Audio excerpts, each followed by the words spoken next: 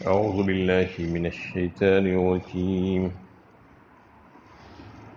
بسم الله الرحمن الرحيم وقل لعبادي يقولوا التي هي أحسن إن الشيطان ينزغ بينهم إن الشيطان كان للإنسان عدوا مبينا۔ اور میرے بندوں سے کہہ دو کہ وہ ایسی بات کہیں جو بہتر ہو، شیطان لوگوں کے درمیان فساد ڈالتا ہے، یقیناً شیطان انسان کا کھلا دشمن ہے۔ یہ سورہ بنی اسرائیل کی 53 نمبر کی آیت ہے۔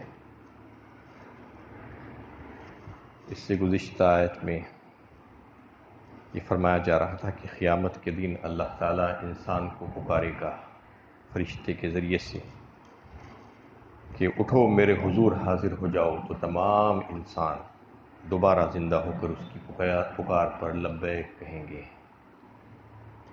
اس وقت ان کی زبان پر حمد کے کلمات جاری ہوں گے، اللہ تعالیٰ کی تعریف ثنا پیش کر رہے ہوں گے۔ وہ یہ فطرت کی آواز ہوگی جو اپنے رب کے لیے ہم سے آشنا ہے۔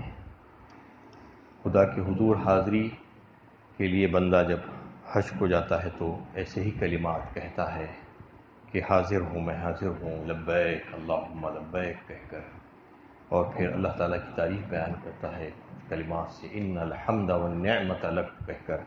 بس ایسی ہی تعریف ہر انسان اس وقت بیان کرتا ہوا اٹھے گا اور اللہ تعالیٰ کے پاس حاضر ہو جائے گا۔ اس آیت میں اللہ تعالیٰ اپنے بندوں کو نصیحت کر رہے ہیں اور حکم دے رہے ہیں کہ تم زبان کا اچھا اور صحیح استعمال کرو، جب گفتگو کرو تو اچھی اور بہتر گفتگو کرو، کیونکہ پچھلی آیتوں سے وہ کفار اور مشرکین کی بات چل رہی تھی۔ اگر کفار سے مخاطبت کا موقع آ جائے تو ان کے ساتھ نرم اور مشفقانہ رویہ اختیار کرنا چاہیے، یہاں پر حکم دیا گیا ہے۔ زبان کا صحیح استعمال کرنا چاہیے، گالی گلوچ اور تش زبان استعمال کرنا، سخت زبان استعمال کرنا، سخت رویہ اختیار کرنے سے فائدے سے زیادہ نقصان ہو جاتا ہے، لوگوں کے دلوں میں کدورت آ جاتی ہے اور لوگوں کو اس سے تکلیف پہنچتی ہے۔ حالانکہ کفار سے بات چیت کے موقع پر یہ حکم دیا جا رہا ہے کہ ان سے بھی آپ کا طرز تخاطب نرم ہونا چاہیے، مشفقانہ ہونا چاہیے۔ سورہ طٰہٰ میں بھی اللہ تعالیٰ نے ایسا ہی فرمایا تھا، اذهبا الى فرعون انه طغى فقولا له قولا لینا لعلہ یتذکر او یخشی۔ 16 پارے میں فرمایا گیا جب موسیٰ علیہ السلام اور حضرت ہارون علیہ السلام کو فرعون کے پاس بھیجا جا رہا تھا تو اللہ تعالیٰ جو ہدایتیں دے رہے تھے اس میں ایک ہدایت اہم ترین یہ بھی تھی کہ جاؤ فرعون کے پاس، وہ سرکش ہو گیا ہے، اور تم دونوں جا کر اس سے نرم گفتگو کرو، قول له قولا لینا لعلہ یتذکر او یخشی، تاکہ وہ نصیحت حاصل کر لے اور کیا، تاکہ وہ ڈر جائے اللہ سے۔ یعنی فرعون جیسا سخت ترین جابر شخص، ظالم، اور حضرت موسیٰ اور حضرت ہارون جیسے انبیاء، ان کو بھی یہ ہدایت دی جا رہی ہے کہ فرعون سے گفتگو کرتے وقت سخت رویہ اختیار نہ کریں۔ سخت رویہ اختیار کرنے سے خرابیاں پیدا ہوتی ہیں، لوگ بات نہیں سنتے، سننے والا بھی جو ہے نہیں سنتا اور نکل جاتا ہے۔ تو پھر اپنوں سے کیسی بات کرنی چاہیے جب وہ لوگوں سے ایسی بات کہنے کے لیے کہا جا رہا ہے جو اللہ کے باغی اور غدار ہیں، اللہ کے دشمن ہیں، کافر اور مشرک ہیں، ان سے بھی اچھی گفتگو کرنے کے لیے کہا جا رہا ہے، تو پھر اپنوں سے تو اور زیادہ اچھی گفتگو ہونی چاہیے۔ حسن و اخلاق کی کتنی اہمیت ہے اسلام میں، کتنی احادیث، آپ صلی اللہ علیہ وسلم کے ارشادات ہم کو اس سلسلے میں ملتے ہیں کہ اچھا رویہ، خندہ پیشانی سے لوگوں سے ملنا صدقہ فرمایا آپ صلی اللہ علیہ وسلم نے، اچھی گفتگو کرنا، نرم گفتگو کرنا۔ آپ صلی اللہ علیہ وسلم کے اوصاف میں سے ایک صفت یہ بھی تھی کہ آپ لوگوں کے ساتھ بڑے نرم تھے. فَبِمَا رَحْمَةٍ مِّنَ اللَّهِ لِنْتَ لَهُمْ وَلَوْ كُنْتَ فَظًّا غَلِيظَ الْقَلْبِ لَانفَضُّوا مِنْ حَوْلِكَ. فرمایا اللہ تعالیٰ نے ایک مقام پر اللہ کی رحمت اور فضل سے آپ لوگوں کے لیے بڑے نرم اور شفیق اور مہربان ہیں. اور اگر آپ تندخو اور سخت مزاج اور سخت کلام ہوتے تو لوگ آپ کے اطراف سے منتشر ہو جاتے، بھاگ جاتے ہیں.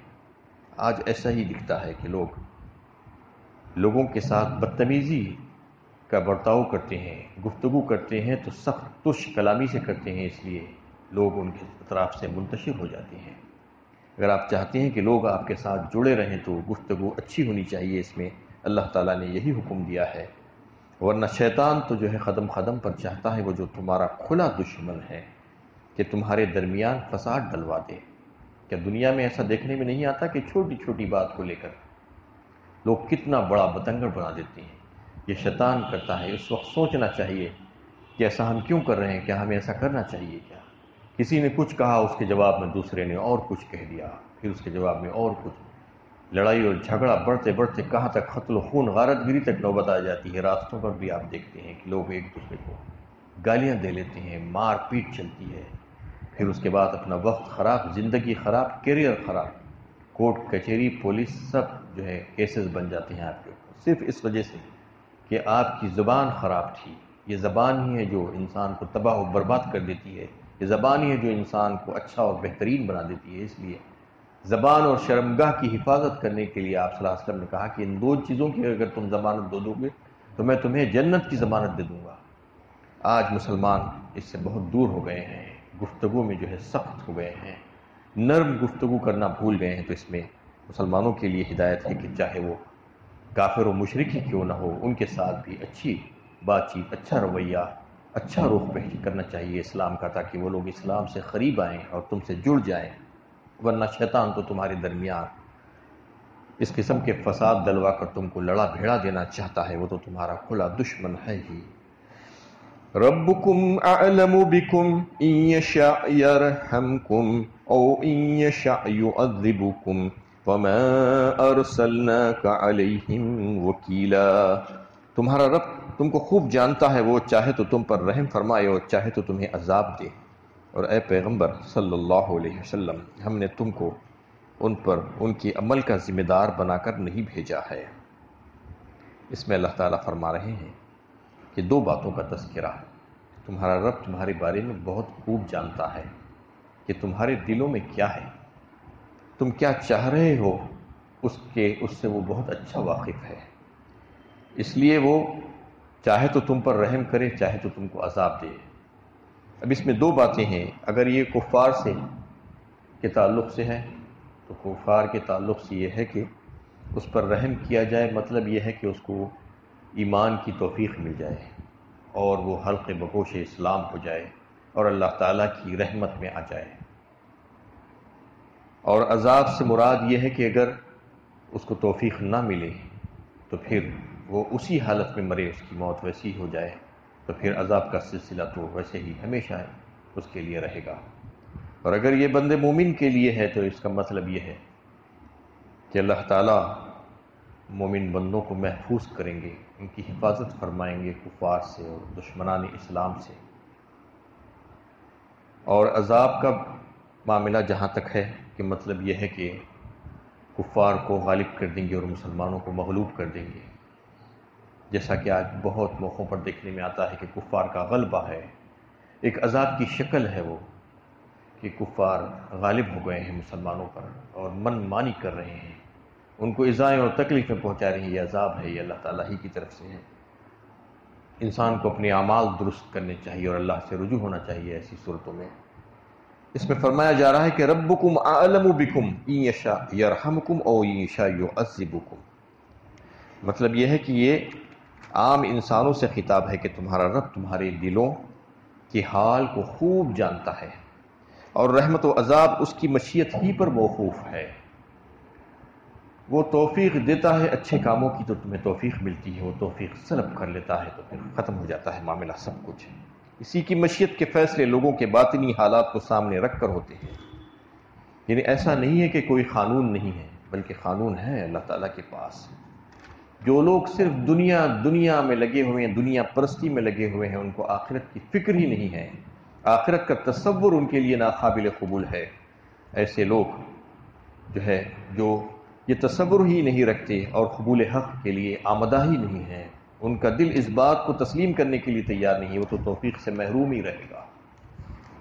جو دل سے چاہے گا، جو خواہش رکھے گا، جو ہدایت کی تڑپ دل میں رکھے گا، تو پھر اللہ تعالیٰ اس کو ہدایت دیں گے۔ یہی قانون ہے۔ جو ہدایت کی تڑپ نہیں رکھے گا، اپنی منمانی زندگی گزارنے کی کوشش کرتا رہے گا، حق آنے کے باوجود حق کو قبول نہیں کرے گا، تو پھر اس کو کہاں سے ہدایت مل سکتی ہے؟ یعنی جو شخص قبول حق کے لیے دل سے آمدہ ہے، اس پر اللہ تعالیٰ رحم فرماتے ہیں، مطلب یہ ہے، اور وہ حق پا کر اس کی رحمتوں کا مستحق بن جاتا ہے، چاہے وہ کافر ہو، چاہے وہ مومن ہو۔ جو واقعی میں یہ دل رکھتا ہے تو اللہ تعالیٰ تو اس کو جانتے ہیں، کوئی جانے یا نہ جانے، بخلاف اس کے جو قبول حق کے لیے دل سے آمدہ نہیں ہوتا، تو پھر اللہ تعالیٰ اسے اپنی رحمت سے محروم ہی رکھتے ہیں، وہ کفر کی بنا پر عذاب کا مستحق ہو جاتا ہے۔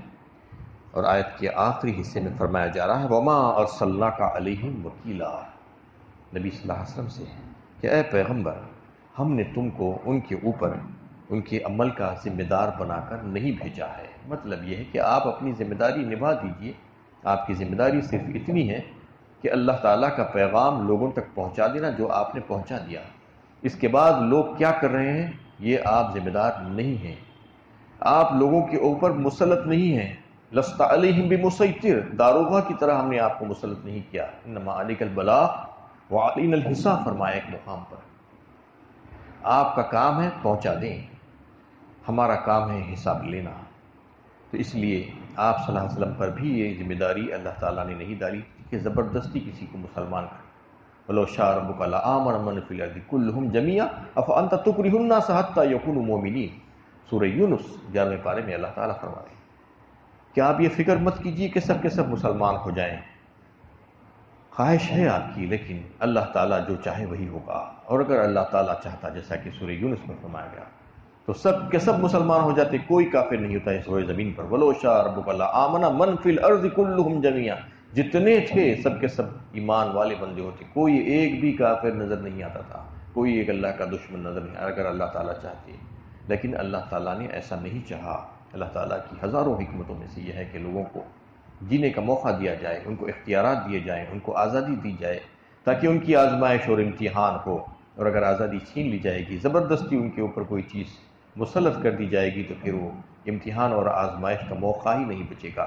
اس لیے اللہ تعالیٰ نے ان کو سمجھا دیا مختلف طریقوں سے، مختلف انداز میں، ان کو پیدائش سے پہلے بھی، پیدائش کے بعد بھی نبیوں کا سلسلہ جاری کر دیا گیا، آسمانی کتابیں آئیں، ان کو ہدایتیں دی گئی کہ اللہ تعالیٰ کی مرضیات اور پسند کن چیزوں میں ہیں، اور اللہ تعالیٰ کن چیزوں سے ناراض ہوتے ہیں، کون سا طریقہ اچھا ہے، کون سا طریقہ خراب ہے، کیا حق ہے اور کیا باطل ہے، یہ سب سارے انسانوں کے سامنے موجود ہیں۔ اب اس کے بعد جو چاہے اختیار کرے، آپ زبردستی کسی کو مسلمان نہیں کر سکتے۔ اِنَّكَ لَا تَهْدِي مَنْ أَحْبَبْتَ وَلَكِنَّ اللَّهَ يَهْدِي مَن يَشَاءُ، سورہ قصص 20ویں پارے میں اللہ تعالیٰ نے فرمایا کہ آپ جس کو چاہتے ہدایت نہیں دے سکتے، لیکن اللہ تعالیٰ جس کو چاہتا ہے ہدایت دیتا ہے۔ ہدایت اور گمراہی اللہ ہی کے ہاتھ میں ہے، کسی اور کے ہاتھ میں نہیں ہے۔ اس لیے انسان آج جو لوگوں کے ساتھ زبردستی کرنا چاہتا ہے، منوانے کا چاہتا ہے، تو منوانے کی ذمہ داری نبیوں پر بھی نہیں ڈالی گئی، تو ہم پر اور آپ پر کہاں سے ڈالی گئی؟ کام اتنا ہی ہے کہ اللہ کے پیغام کو پہنچا دینا، کوئی چاہے مانے یا نہ مانے، دلائل ان کے سامنے رکھ دینا، اس کے بعد ان سے کہہ دینا کہ تمہاری مرضی ہے، تمہارا اختیار ہے، تم جو چاہے کرو۔ تو اس میں نبی صلی اللہ علیہ وسلم سے کہا جا رہا ہے کہ وَمَا أَرْسَلْنَاكَ عَلَيْهِمْ وَكِيلًا، تم کو ہم نے ان کے اوپر نگران اور عمل کا ذمہ دار نہیں بنایا، بلکہ تمہاری ذمہ داری اتنی ہی ہے کہ تم اللہ کا پیغام ان تک پہنچا دو۔ وَرَبُّكَ أَعْلَمُ بِمَنْ فِي السَّمَاوَاتِ وَالْأَرْضِ وَلَقَدْ فَضَّلْنَا بَعْضَ النَّبِيِّينَ عَلَى بَعْضٍ وَآتَيْنَا دَاوُودَ زَبُورًا، اور تمہارا رب ہی بہتر جانتا ہے کہ ان کو جو آسمانوں اور زمین میں ہے، ہم نے بعض نبیوں کو بعض پر فضیلت بخشی، اور ہم نے داؤد کو زبور عطا کیا۔ اس میں اللہ تعالیٰ پھر سے فرما رہے ہیں کہ زمین و آسمان کی کوئی چیز بھی اللہ کی گرفت سے باہر نہیں ہے۔